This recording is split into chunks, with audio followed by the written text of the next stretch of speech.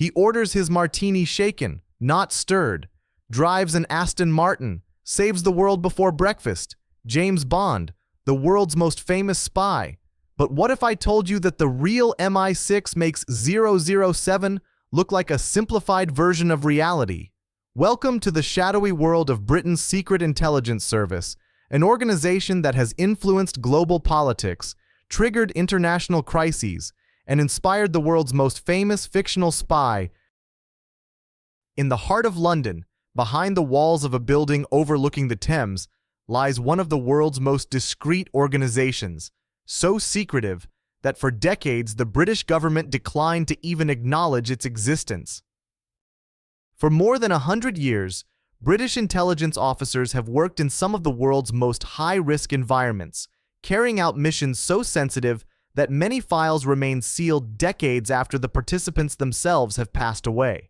Tonight, we're lifting the curtain on Britain's most mysterious intelligence service, uncovering the real stories behind well-known operations, the actual operatives who inspired James Bond, and the sensitive secrets that once sparked diplomatic standoffs. This is the hidden history of an organization that has quietly shaped world events, usually without anyone knowing they were involved. If you're fascinated by shadowy operations and global statecraft, subscribe to Project Obsidian for weekly deep dive videos just like this one. Don't miss what comes next. Our story doesn't start with exciting spy missions, but with worried government officials and concerns about the Empire's security. It was 1909, and Britain was facing what felt like a completely new kind of threat, not from enemy soldiers or warships, but from clandestine activity operating inside the country. Rumors of German espionage stirred fear about naval bases, army positions, and industrial secrets. The push for change came from an unexpected place: William Melville, a former special branch detective who had spent years pursuing anarchists and Irish revolutionaries through London's misty streets. Melville persuaded the War Office that Britain urgently needed its own foreign intelligence service to address the rising German challenge. The difficulty was straightforward. Britain had never run a peacetime spy agency. The whole idea was seen as dishonorable, at odds with British ideals of fair play and open diplomacy. Captain Mansfield Cumming, a one-legged naval officer with a passion for fast cars and mechanical gadgets, received an unusual summons to the War Office in August 1909. At 50 years old, Cumming seemed an unlikely choice to establish Britain's first permanent intelligence service. He had survived a severe accident in France. Accounts of his response to that crisis, whether fully accurate or embellished, showed that Cumming could handle extreme pressure without breaking. On October 1, 1909, Cumming signed his first intelligence report with a simple C in green ink, a signature that would become legendary within intelligence circles. Every head of MI6 since has been known simply as C, a tradition that continues today. But Cumming's early years were nothing like the spy movies we know. Operating from a cramped office above a shop in London's Whitehall, with a budget so meager he often paid operational expenses from his own pocket, Cumming began recruiting what he called his band of brothers, an unusual collection of academics, military officers, adventurers, and eccentrics. These first recruits weren't like the cool spies you see on TV. They were college teachers who knew rare languages, former army officers with contacts abroad, and people seeking adventure outside conventional English society. One was a concert pianist who toured Europe, an ideal way to travel without suspicion. Another collected butterflies, allowing him to move around and observe military sites while appearing to pursue a harmless hobby. Cumming believed in improvisation and thinking outside the box. He told his agents to create detailed cover stories and alternate identities, essentially inventing techniques that everyone still uses today. He even tested disguises and covert communication methods himself, which often went comically wrong. His office became a workshop for invisible ink, concealed cameras, and hidden compartments built into everyday objects. The outbreak of World War I in August 1914 transformed Cumming's small, improvised organization into a professional intelligence machine operating under wartime pressures. MI6 agents were dispatched across Europe to establish networks behind enemy lines, gathering crucial information about German military capabilities, troop movements, and strategic planning. The La Dame Blanche network, established in occupied Belgium and northern France, became one of MI6's most successful wartime operations. This network, comprising thousands of Belgian and French civilians, provided timely intelligence about German troop movements and military installations. The information proved decisive in several major battles, allowing Allied commanders to anticipate attacks and position their forces more effectively. Agent networks operating in neutral countries proved equally valuable.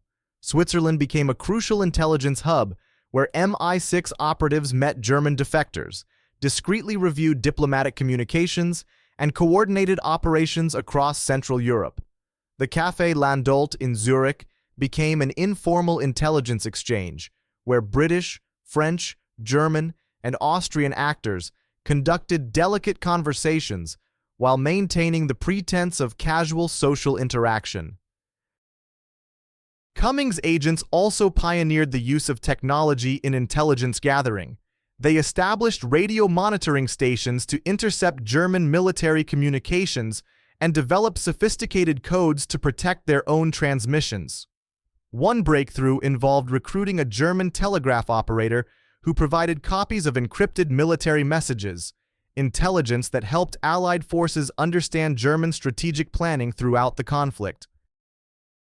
But there was a darker reality. Many participants in clandestine work were captured and did not survive imprisonment or interrogation. Take Edith Cavell, a British nurse who helped Allied soldiers escape through Belgium. When German authorities executed her, it made international headlines and reminded the world that clandestine activity involved extreme personal risk. Following World War I, many expected MI6 to disappear as Britain returned to peacetime.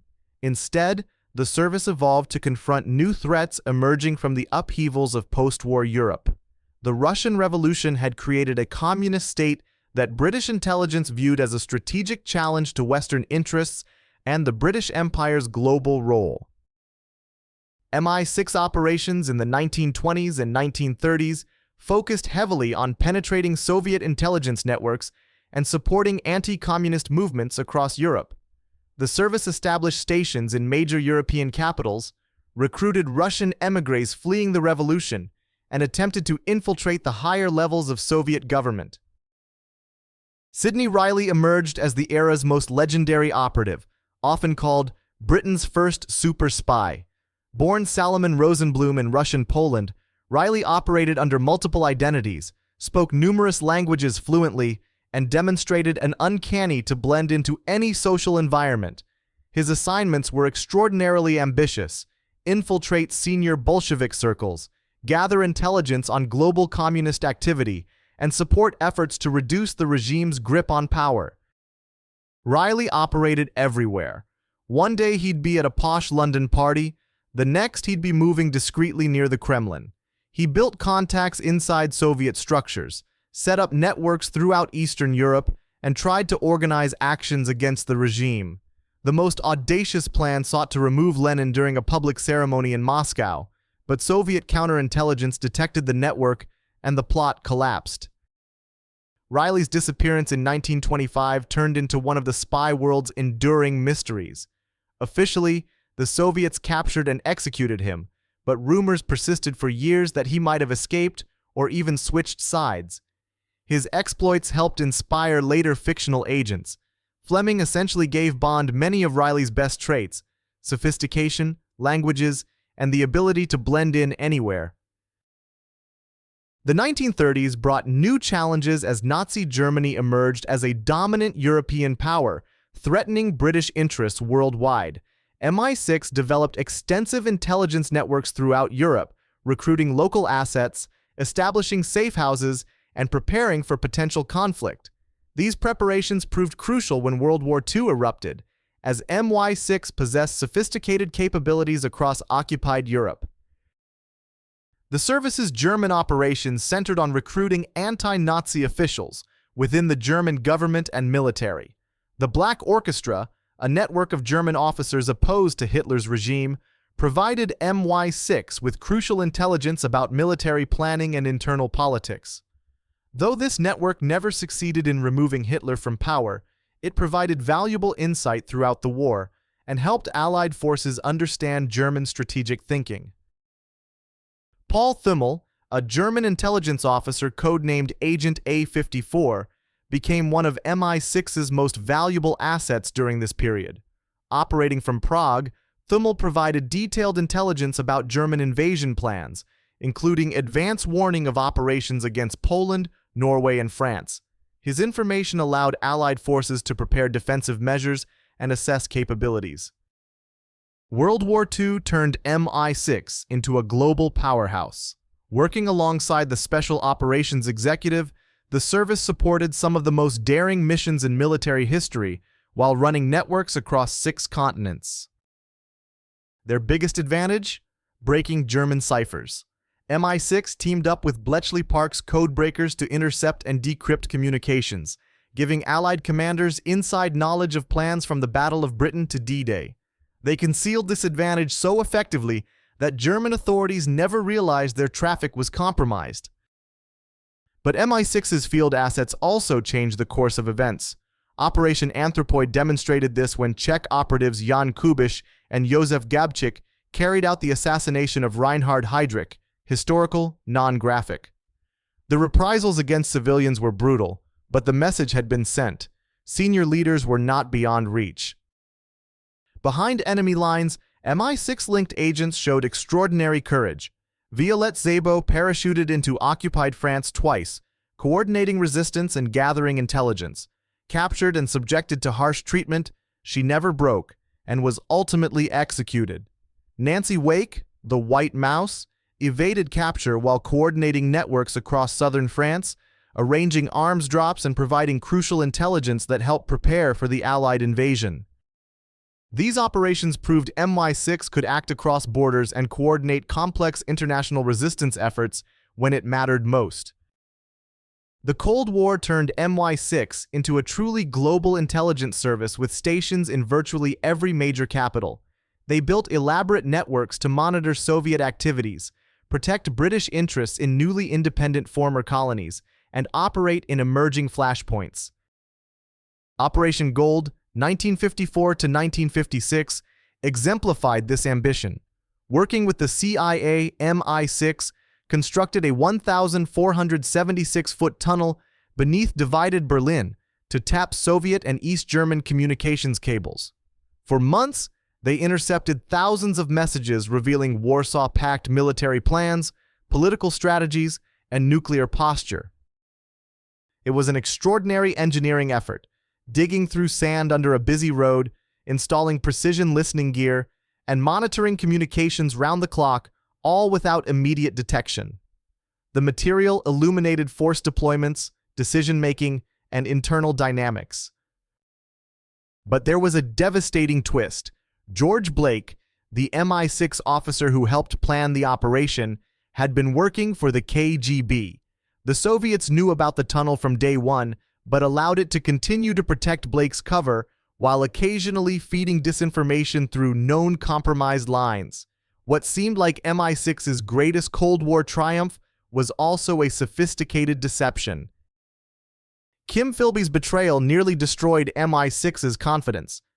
The man who ran anti-Soviet operations and was being groomed as a potential leader had actually been a Soviet agent since his Cambridge days in the 1930s. When he escaped to Moscow in 1963, the scope of his compromises became clear. For over 2 decades, he had exposed MI6 missions, agents, and strategic plans, contributing to loss of life and failed operations. The Cambridge spies had been leaking British secrets for years. Donald Maclean and Guy Burgess fled to Moscow in 1951, an early warning that Soviet agents had infiltrated. Philby's escape in 1963 showed how deeply the service had been compromised. The fallout forced MI6 to rebuild.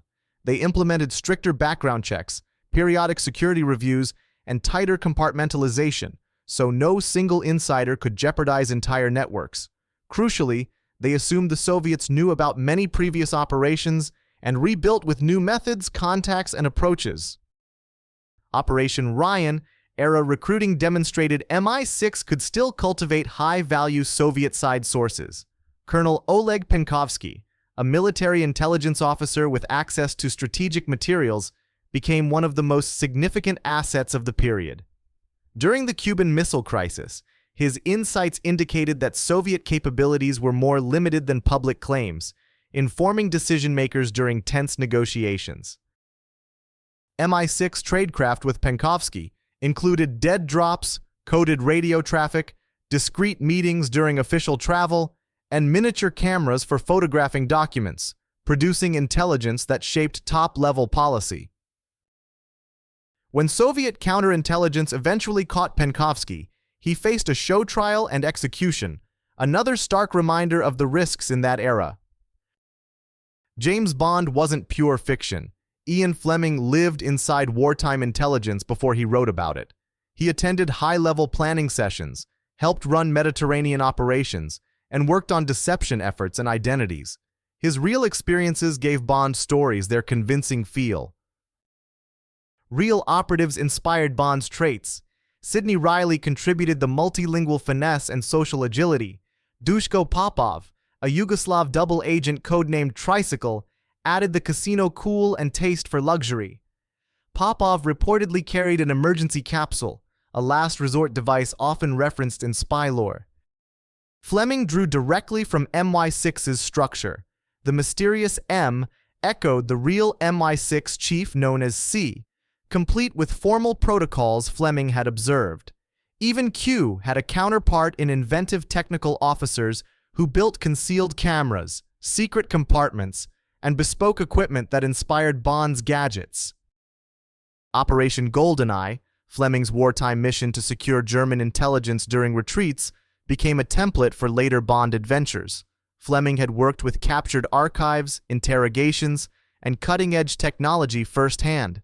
When he started writing, he transformed real experience into thrilling fiction, hence the authenticity. Today's MI6 operates from its iconic Vauxhall Cross headquarters on the Thames, a building officially acknowledged only in the 1990s. The service now faces threats Captain Cumming never imagined: transnational extremism, cyber operations, nuclear proliferation, organized crime, and even climate-related security issues. From tracking Soviet nuclear arsenals in the 1980s to helping reduce arms race risks during Reagan-Gorbachev negotiations, MI6 has quietly shaped global security. After September 11th, it coordinated with partners across continents to disrupt plots and trace funding through complex financial networks, preventing attacks through cooperative action. Now, the digital domain represents the biggest challenge. MI6 has developed capabilities to monitor hostile cyber activity, help defend British infrastructure, and, within the law and with partners, conduct offensive operations. They simultaneously confront state-sponsored hackers, ransomware groups, and extremist propaganda online, a sphere that would have seemed like science fiction to earlier generations. The psychological burden can be intense. Living as someone else, maintaining elaborate legends, and working where one mistake can be catastrophic creates stress that few outsiders grasp.